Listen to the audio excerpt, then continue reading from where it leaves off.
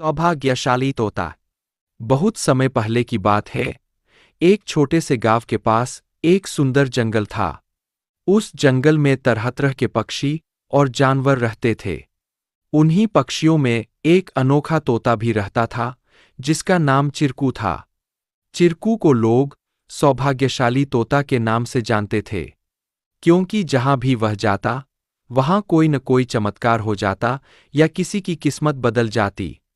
गांव के लोग मानते थे कि अगर चिरकू उनके घर आ जाए तो उनके जीवन में सुख और समृद्धि आ जाती है। चिरकू हमेशा खुश रहता और अपनी मधुर आवाज में गाने गाता। लोग उसे फल और अनाज खिलाते और उसकी भलाई की कामना करते थे। चिरकू भी गांव के लोगों से बहुत प्यार करता था और जहां भी जाता, खुशियां बांटता। एक दिन गांव में एक गरीब किसान, जिसका नाम रघु था, बहुत परेशान था। उसकी फसलें बर्बाद हो गई थीं और उसके पास खाने को भी कुछ नहीं था। वह दिन रात मेहनत करता, लेकिन किस्मत उसका साथ नहीं दे रही थी। एक दिन रघु ने गांव के लोगों से चिरकू के बारे में सुना और सोचा कि शायद यह सौभाग्यशाली तोता उसकी भी मदद कर सकता है। रघु ने तय किया कि वह चिरकू से मिलकर अपनी किस्मत बदलने की विनती करेगा। अगले दिन वह जंगल की ओर चल पड़ा और चिरकू को खोजने लगा। बहुत ढूंढने के बाद उसे चिरकू एक पेड़ की डाल पर बैठे हुए मिला। रघु ने बड़े ही आदर के साथ कहा। चिरकू ने रघु की बातें ध्यान से सुनी और उसकी आंखों में दया उमड़ आई।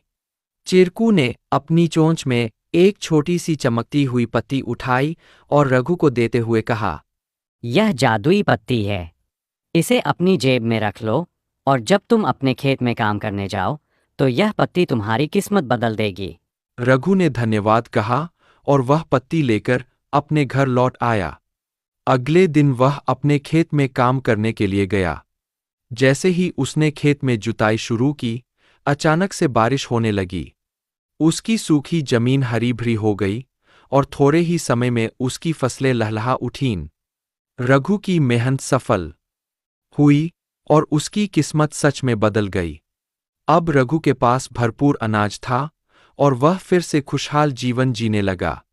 उसने गांव के लोगों को चिरकू की बुद्धिमानी और उसके द्वारा दी गई जादुई पत्ती के बारे में बताया। सभी लोग चिरकू की प्रशंसा करने लगे और उसे और भी अधिक प्यार देने लगे। लेकिन चिरकू ने रघु को एक बात कही थी। याद रखना, यह पत्ती सिर्फ तुम्हारी मेहनत का साथ देगी। अगर तुम मेहनत करना छोड़ दोगे तो यह भी अपना जादू खो देगी। रघु ने चिरकू की बात समझ ली और कड़ी मेहनत जारी रखी।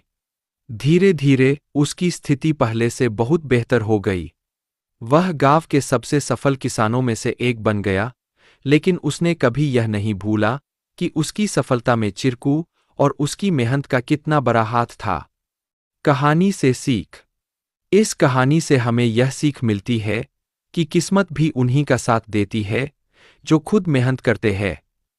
सौभाग्य और अवसर तभी काम आते हैं जब हम अपने प्रयासों से उन्हें सही दिशा देते हैं। Please like, share and subscribe our channel to learn more.